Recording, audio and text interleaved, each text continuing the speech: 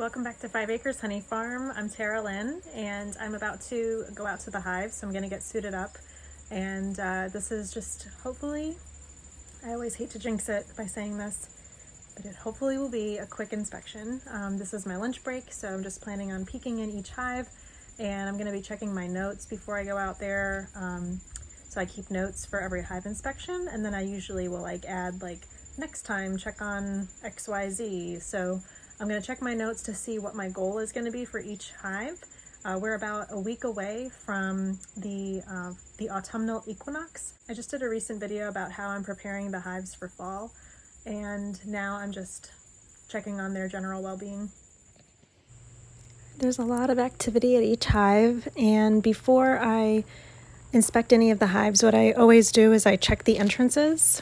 It looks like there's some orange pollen coming in, but I like to look here to make sure, one, that there's activity, and that two, that there's not anything suspicious like dead bees on the ground, or that the robbing screen has been messed with at all, maybe by a raccoon or a skunk or anything.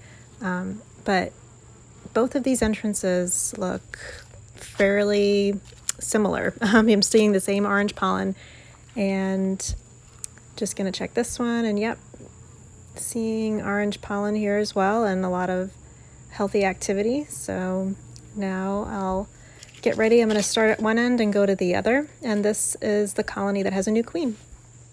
The first hive looked great. Now I'm starting the second one, and what I'm doing here is, in my notes I had made a suggestion to maybe combine these top two boxes. So I'm going to be checking these frames for nectar, and making sure that the nectar is distributed well enough so that there's some empty space in the center for the queen to lay. Hello, little one. And also checking for small hive beetles, because this one had some. So the second hive went well, but here I'm checking the last one on the end, which has a really bad small hive beetle problem. This is just two as an example. I already killed two small hive beetle larvae on the top bars of the frames, and now I'm just checking the inner cover, and here's another little one that I'm going to kill. Sections are done. I'm rehydrated, and what I saw out there is really typical for this time of year. Lots of small hive beetles. I listened to the Beekeeping Today podcast. I don't listen to it as regularly as I used to, but a recent episode was dedicated to small hive beetles, and I'll link it in the description.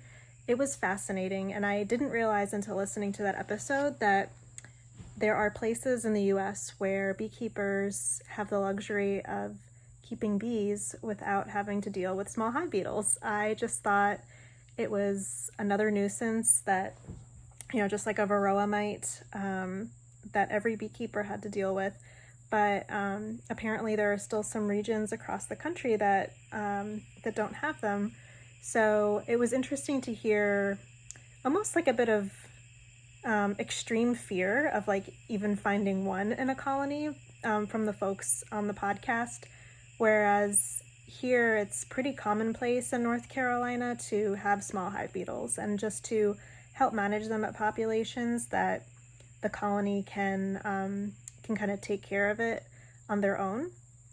Some other surprising things that I learned in the podcast was that, and I had heard before that the small hive beetle will manipulate worker bees by pressing up against them in the same way that another worker bee will do it when they want to be fed. So there are instances where worker bees are actually feeding this pest in the colony. But the other more alarming information that is really on my mind right now is that one small hive beetle can lay 1,000 eggs. So that's a lot. So that's when you see, when I showed you that little small hive beetle larva, that little worm crawling around, knowing that there are 999 other ones just like it, more or less, that's really alarming to me. And the frame that I showed you with just the two beetles in it, I mean, that was a frame that I felt less urgency to immediately kill them. So I had time to take out my phone and to record that to show their presence there in the comb. But other frames, when I take out a frame, there are 30 to 50 small hive beetles on a single frame. And if you're dealing with small hive beetles for the first time, or maybe you're not on a regular basis, they generally congregate on the edges of the frames and the edges of the hive boxes, and then at the inner cover, the entrance, the bottom board. So the most effective treatment is manually killing them. So I kind of turn into like Buffy the small hive beetle slayer this time of year, and so that was my goal for that final hive in my notes, was that the last 2 inspections that I've had, they've had a really, really hard time with small hive beetles. And I have a past video, which I'll link as well, with a little small hive beetle trap hack that I/my husband really came up with a few years ago, because I was constantly, and it's the traps that have mineral oil and apple cider vinegar in them. And so the apple cider vinegar like loses its scent of, that's the attractant, the lure, after a few days. So you have to go back in the hive, remove the trap, and either put a new trap in, or you're out in the yard trying to dump it and refill it, and it's just really messy. So I have a video about a little hack that makes that part easier. However, what I have found the past 2 to 3 years is that I put those traps in and the small hive beetles do not go inside. They just hang out on the outside, and I tried putting some traps in 2 inspections ago, and then on my last inspection, the same exact thing. They were hanging out on the outside of it, not even going in, so it's just not worth the trouble. So I'd rather, take a few moments and go through the colony and kill as many as I can. So, and just like making sure, you get them. It's not going to completely remove the problem, but it's going to get their population to a size where the honeybees can manage them. The other thing that I've noticed what this colony does is that they make their little jails. So sometimes like where the frame is meeting the inside of the hive box, they'll like really fill it in with propolis, and then they kind of corral and herd the small hive beetles into like a little propolis jail, and they seal it up and they leave them in there. And so eventually, without food, those small hive beetles die. So of course, me as a beekeeper, unintentionally going in there to check on them, I'm like releasing these jails. So that was like another thing of where I like to go in, kill as many as I can, and then try to let them do their thing because they know what they're doing.